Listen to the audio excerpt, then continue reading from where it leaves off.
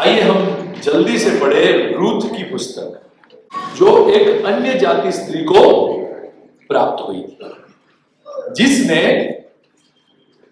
Israel के परमेश्वर की शरण ली। रूथ ने इज़राइल के परमेश्वर की शरण ली थी, तो वो अन्य जाति की, पर खुदा बाप ने उसको बड़ी बरकत, बड़ी आशीष। रूथ की पुस्तक आप निकालेंगे तो उसमें ऐसा लिखा था कि यहूदा के देश को छोड़कर नाओमी का परिवार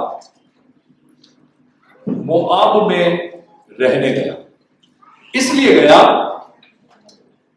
कि बैतलहम यहूदा में बड़ा अकाल पड़ा, और अकाल के दिन में वहां पे शायद हो सके कि उसका खाना नसीब नहीं था, पैसों की तंगी थी, और ये खानदान ने ऐसा फैसला किया कि हम मोआब में जाके बसेंगे।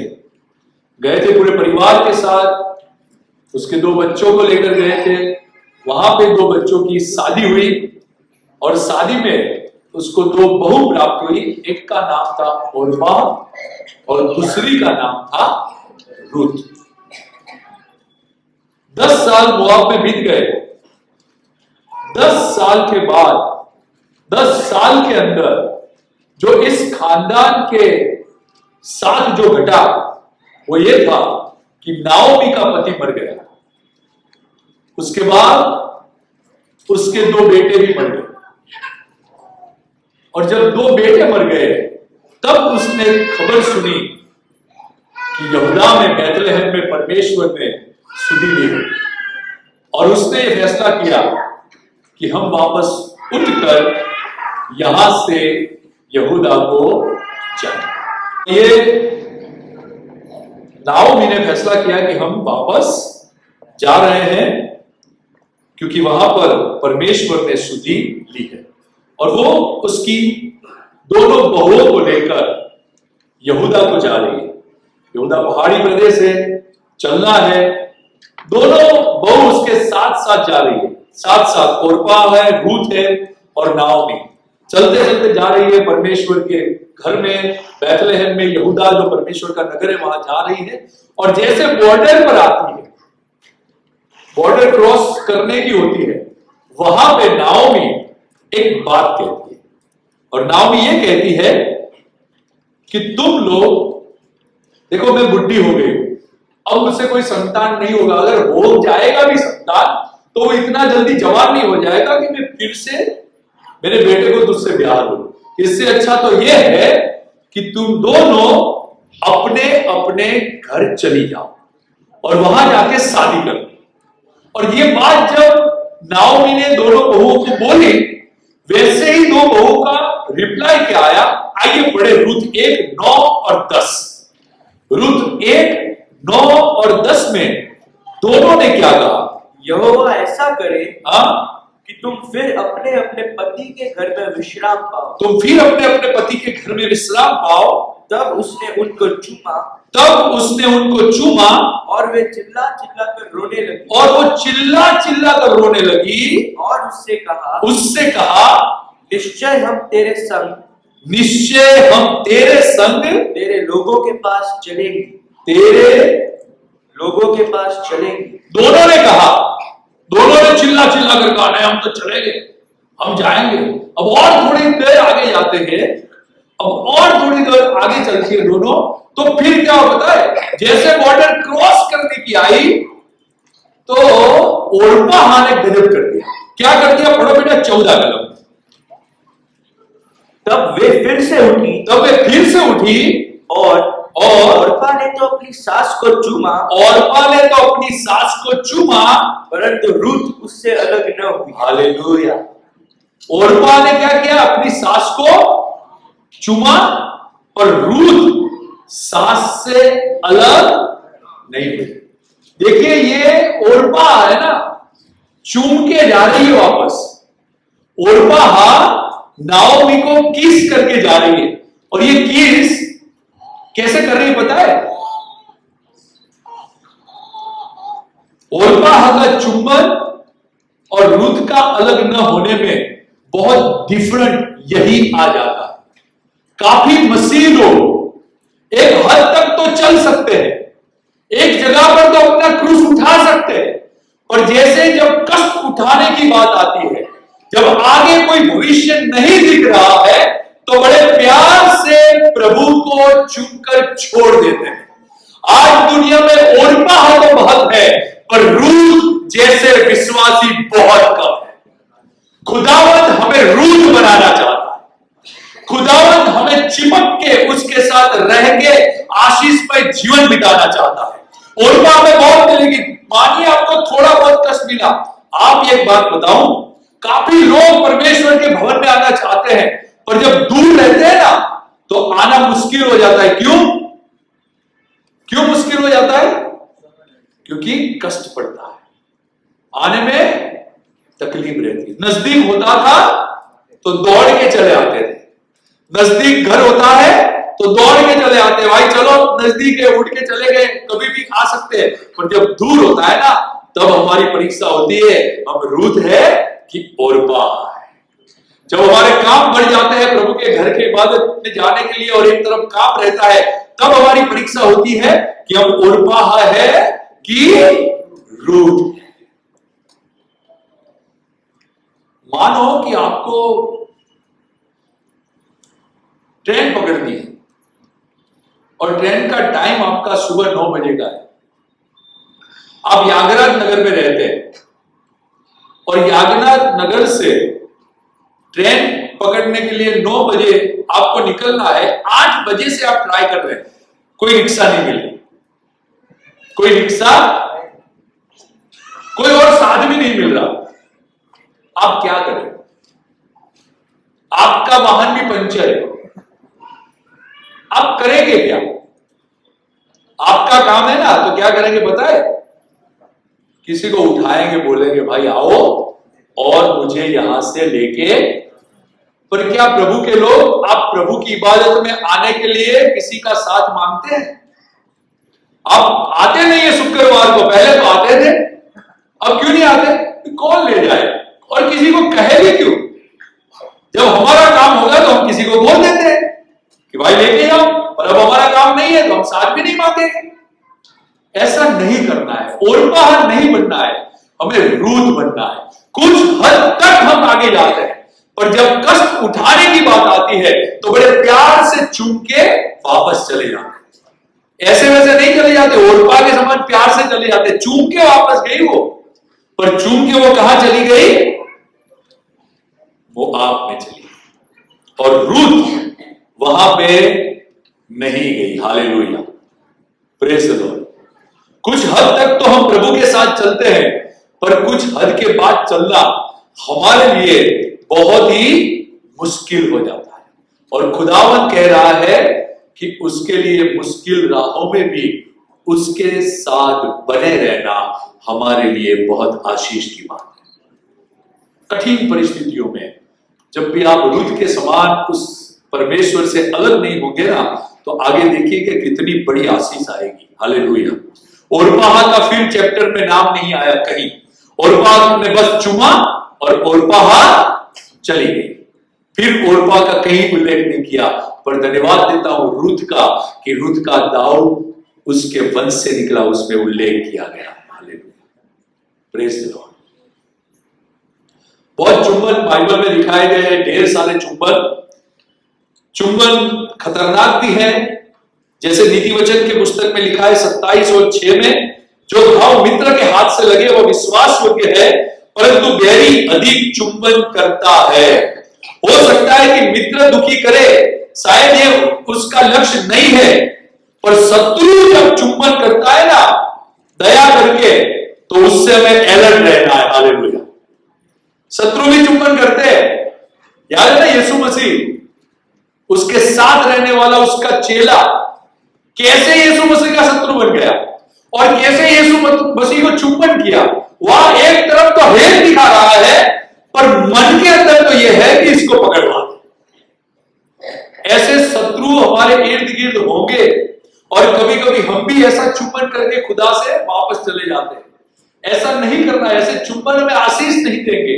हमें परमेश्वर से में बने रहना, उससे अलग न होना, वो हमारे लिए बड़ी आशीष लेके आएगा। Hallelujah, praise the Lord.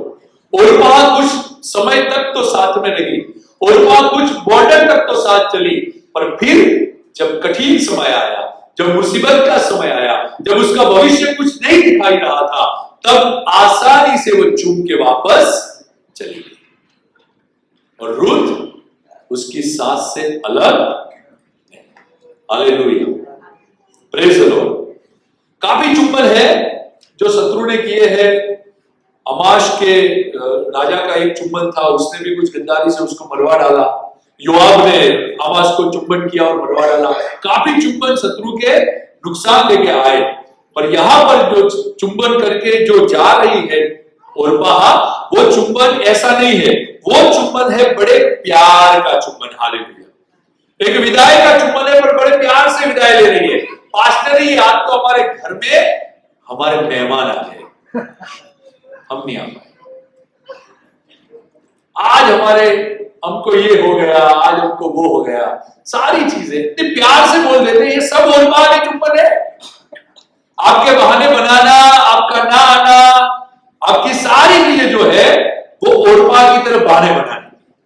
अगर आप चाहेंगे प्रभु के लिए, तो रूथ के समान किसी भी संजोग में आप परमेश्वर के घर आने पाएंगे। Hallelujah, praise the Lord.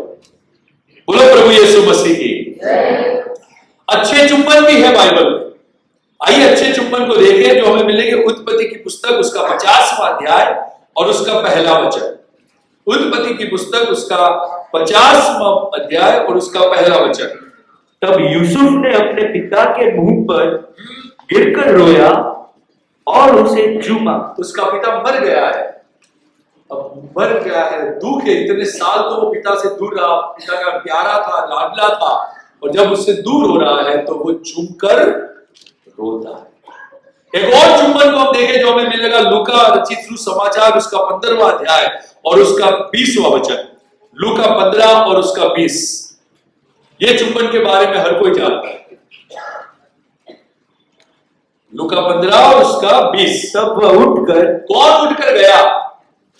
एक उड़ाऊ पुत्र जिसने अपना सब कुछ खो दिया, जिसने अपनी सब कुछ प्रॉपर्टी गंवा दी, उसको जब भान हुआ, वो अपने आपे में आया कि अरे बाप रे, मेरे पिता के घर में तो मजदूरों को भी रोटियां मिलती है और मैं यहां क्या कर रहा हूं।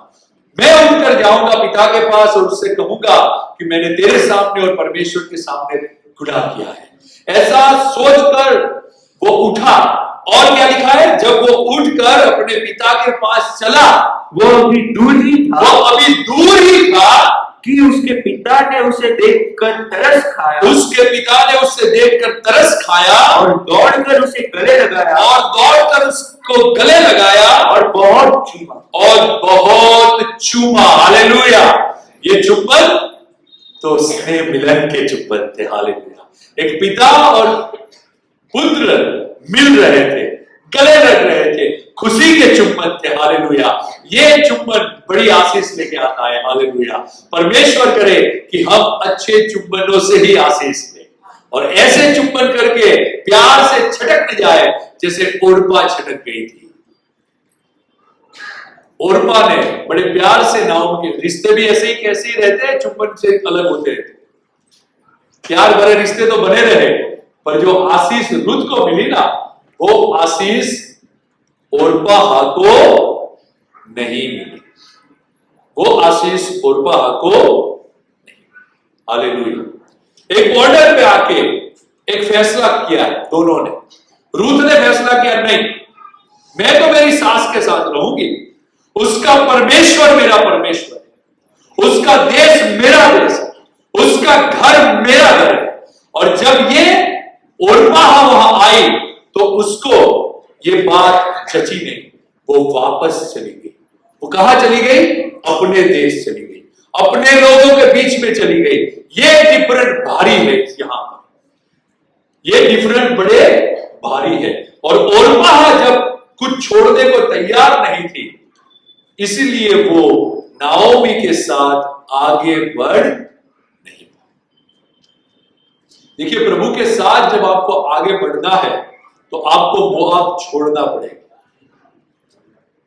आपको मोआब छोड़ना पड़ेगा। आपको हो सकता है जो चीजें प्यारे लगती है पर वो प्रभु से आपको अलग करती है, तो वो चीजें आपको छोड़नी पड़ेगी। वो पाप जो आपको प्यारा लगता है पर प्रभु उससे घृणा करता है, ऐसे पाप को आपको छोड़ना पड़ेगा। आपका क्रूस आपको उठाना पड़ेगा। आपकी इच्छाओं को आपको मारना पड़ेगा। जब आप ये कर पाएंगे, जब ये आप छोड़ के उसके पीछे चल पाएंगे, रूत जैसी आशीष आप पाएंगे। या छोड़ने को तैयार नहीं हो पा, मोआब उसे प्यारा लग रहा है, उसके लोग उसको प्यारे लग रहे हैं, उसका परमेश्वर उसको प्यारा लग रहा है। वो जाकर वहीं तो आराधना करने गई जहां वो आराधना कर रही थी। और रूत ने तो नाओमी को भी मान लिया, उसके परमेश्वर को भी मान लिया, उसके देश को भी मान लिया और उसके कुटुंब को भी अपना मान लिया। हालेलुया।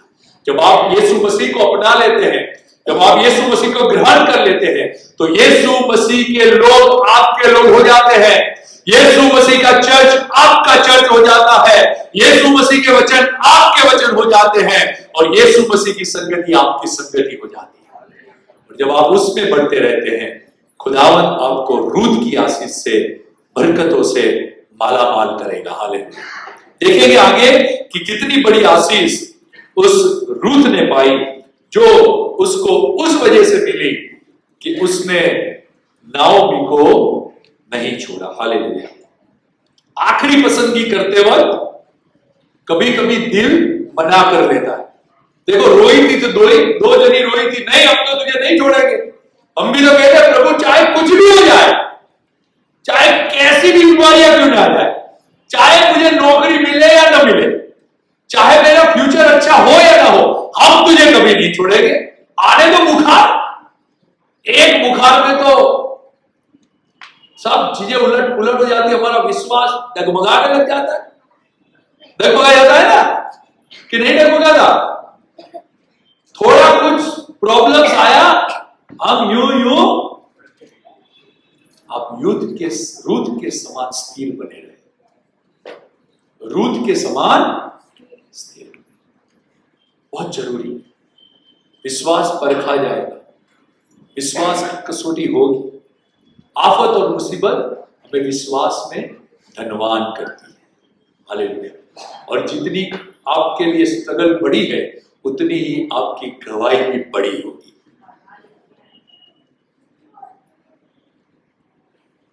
संकट में हाथ मत जाइए।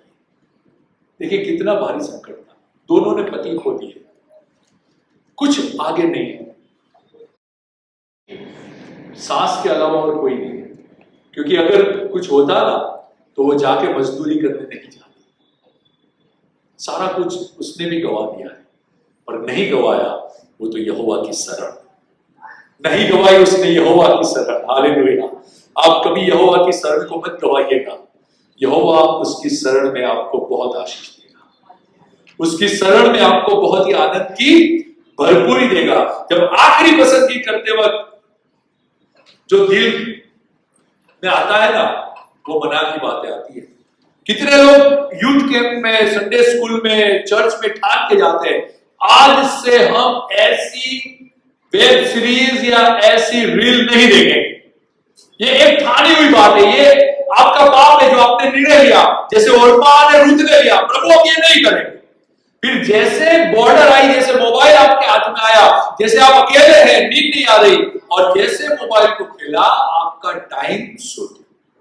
अब आप ओर्पा हो रही है कि रूत हो रही है, वो आप जानते। देखिए परीक्षा के समय में हमारा दिल रूत के समान हो, वो बड़ी अच्छी बात है। हालेलुया। अपने पास वाले को कहो मैं रूत बनना है, ओर्पा नहीं बनना है ना? ओर्पा हम नहीं बनेंगे। ओर्पा ने क्या किया? पीछे मुड़ गई। पीछे मुड़ जाने वाला चुम्बन था ये, पीछे मुड़ गई, वापस चली गई। वापस चले जाने वाला चुंबन था, और वापस चले जाने वाले चुंबन में कोई भी बरकत नहीं होती है। आपका नाम कहीं नहीं लिखा जाएगा, पर आप अगर रुत के समान परमेश्वर से अलग नहीं होंगे तो आपका नाम भी इतिहास के पुस्तकों में लिखा जाएगा। अब वो करके जाएंगे जो खुदा बाप चाहता है, अब वो करके जाएंगे जो खुदा आपसे करवाना चाहता है। हालेलुया। बस शर्त इतनी है उससे, बस उसकी शरण में बने रहो, और क्या, कोई है ही नहीं बात। ऑटोमेटिक आप बढ़ जाएंगे, ऑटोमेटिक आपके काम हो जाएंगे, ऑटोमेटिक बोझ आपके पास आ जाएगा, ऑटोमेटिक सारी चीजें आपकी बनती नजर आ जाएगी। हालेलुया। पर छोड़िएगा मत परमेश्वर को। ओरपा ने छोड़ दिया और रूत ने नहीं छोड़ा। रूत ने काफी चुंबन है, पर ये ओरपा के चुंबन उसको वापस अपने गांव, अपनी वो जगह पे ले गए जहां वो ये सारी चीजें करती थी। हालेलुया। Praise the Lord. बोलो पीछे नहीं मुड़ेंगे, यीशु के साथ आगे बढ़ेंगे, यीशु के साथ ही रहेंगे। हालेलुया। उसके साथ रहिए, वो आपको सवाल देगा। कितनी अच्छी गवाही थी भाई बहन की, केला बहन की। सुनिए आपने कितनी अच्छी गवाही दी।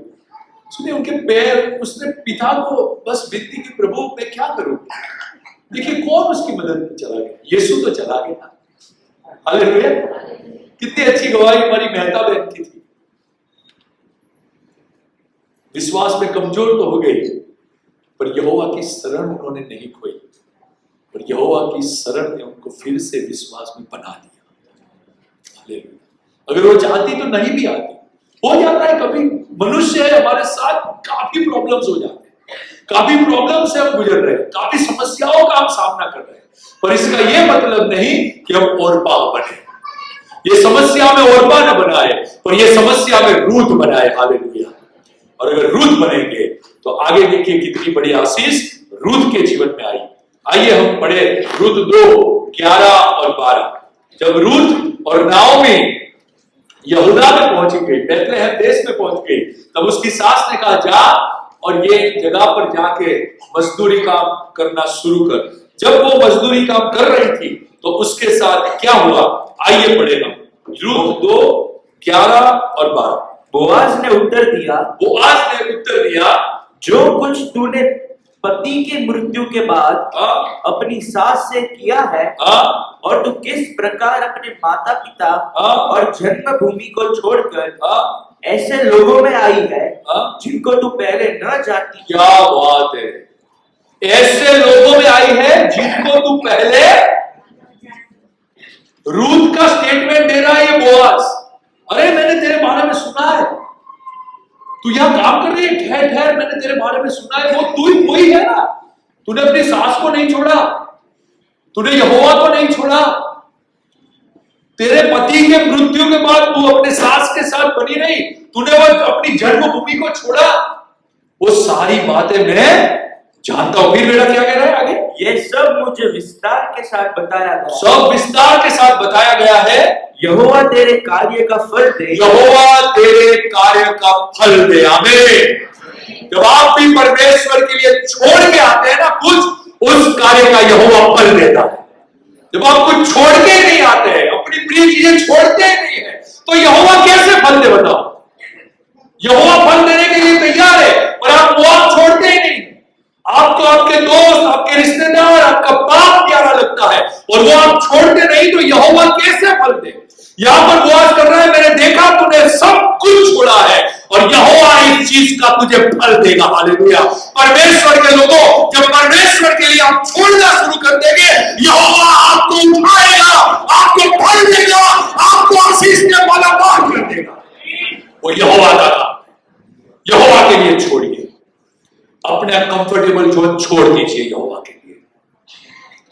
अरे एक संगति में आने के लिए 200 रुपए खर्च करने पड़ेंगे शुक्रवार को रिक्शा में, तो 200 का वो 2 लाख आपको रिवॉर्ड वापस देगा। वो यहोवा है, उसके लिए छोड़कर तो देखिए आप। वो आज यहां पे नोट कर रहा है, रूत तूने ये छोड़ा है, मैं विस्तार से ये बात जानता हूं। जी आगे बढ़ो बेटा। और इज़राइल का परमेश्वर यहोवा जिसके पंखों तले तू शरण लेने आई है, जिसके पंखों तले तू शरण लेने आई है, तुझे पूरा बदला दे। कैसा बदला दे? पूरा बदला। थोड़ा बदला नहीं चाहिए हमें। जो खोया है ना उसका पूरा बदला यहोवा देगा। जो खुशी आपने खोई है ना वो पूरी खुशी यहोवा आपको देगा। जो धन आपने खोया है ना वो पूरा धन आपको देगा। जो चंगाई आपने खोई है ना वो पूरी तरह से चंगाई आपको देगा। वो यहोवा पूरा बदला देने वाला परमेश्वर है। पूरा बदला देगा यहोवा। बस रूत के समान चिपक के रह जाइए, नहीं छोड़ेंगे यहोवा परमेश्वर को। रूत ने यह काम किया, अपनी मुसीबतों के दिन भी उसने परमेश्वर को नहीं छोड़ा। और बोआज ने कहा यहोवा तुझे पूरा बदला दे। आज मेरी दुआ है, आज मेरी प्रार्थना है, आज मेरी आशीष है आप लोगों से कि यहोवा आपको पूरा बदला दे। जो आपका अधूरा रह गया है, अभी तक नहीं मिला है, यहोवा आपके जीवन में वो आशीष ठहरा दे, पूरा बदला दे। रूत के समान परमेश्वर यहोवा की शरण लिए, खुदा बाप की शरण लिए, खुदा बाप आपको छोड़ेगा नहीं, वो पूरा बदला देगा। हालेलुया। और सुनिए, ओरपाह को कोई बदला नहीं मिला, ओरपाह का कहीं नाम नहीं आया। क्यों पता है? उसने संसार से प्रेम किया, उसने संसार से प्रीति की, उसने मोआब से प्रीति की, अपने लोगों से प्रीति की, और उसको उसका कोई फल नहीं मिला। जैसे याकूब की 4 और 4 में बहुत अच्छी बात लिखी, बेटा पढ़ो। और याकूब की पत्री 4 कलम 4 अध्याय और 4 वचन। हे व्यभिचारिणियों, क्या तुम नहीं जानते कि संसार से मित्रता करना परमेश्वर से बैर करना है? किससे बैर करना है? ओरपाह ने क्या किया? संसार से प्रीति कर ली और परमेश्वर से।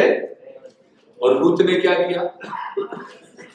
संसार को धिक्कारा और परमेश्वर से प्यार। Hallelujah, praise the Lord. Orpah के चुंबन पीछे हट जाने वाले चुंबन थे, और रूत परमेश्वर से अलग। Hallelujah, praise the Lord. जो रास्ते पर नाओमी और रूत गए ना, वही रास्ता चुनिएगा, वही रास्ता चुनिएगा, वही रास्ते पे बरकत है। और वो रास्ता कहीं और का नहीं है, गलगथा की टेकरी पर का। इस मसीह जो कुर्बान हुआ है वो क्रूस का रास्ता है, जिसने क्रूस पर से सारी बरकतें हमारे लिए छोड़ी है, सारी आशीष छोड़ी है।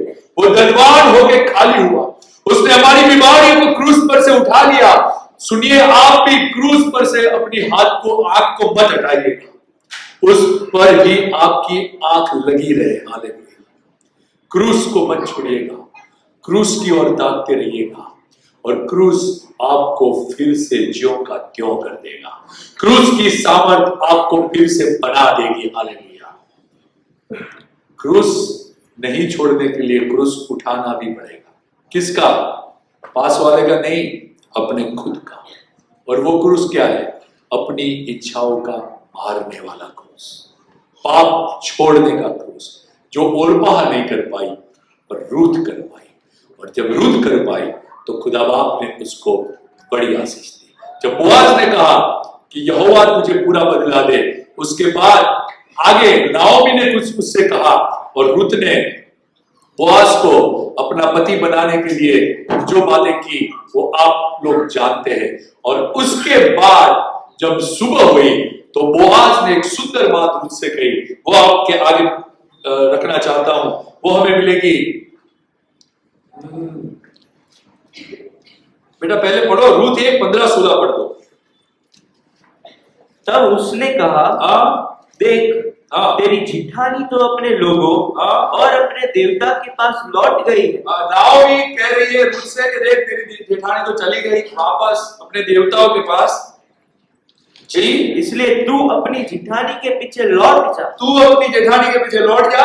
रूत बोली, तू मुझसे यह विनती न कर तू मुझसे यह विनती न कर कि मुझे त्याग या छोड़कर लौट जा, कि मुझे त्याग या छोड़कर लौट जा, क्योंकि जिधर तू जाए उधर मैं भी जाऊंगी, उधर मैं भी जाऊंगी, जहाँ तू टिके जहाँ तू टिके वहाँ मैं भी टिकूंगा, वहाँ मैं भी टिकूंगी, तेरे लोग मेरे लोग होंगे, तेरे लोग मेरे लोग होंगे, और तेरा परमेश्वर मेरा और तेरा परमेश्वर मेरा परमेश्वर होगा। और उसके बाद जो आशीष रूत ने पाई वो पढ़े हम 3 अध्याय 9, 10 और 15 का। रूत 3, 9, 10 और 15। उसने पूछा तू कौन है? तब वह बोली मैं तेरी दासी रूत हूँ, मैं तेरी दासी रूत हूँ, तू अपनी दासी को अपनी चद्दर ओढ़ा दे। वो आज से विनती कर रही है कि तू अपनी दासी पर अपनी चद्दर ओढ़ा दे और इस दासी पर दया कर जी, और क्योंकि तू हमारी भूमि छुड़ाने वाला कुटुंबी है, तू हमारी भूमि छुड़ाने वाला कुटुंबी है।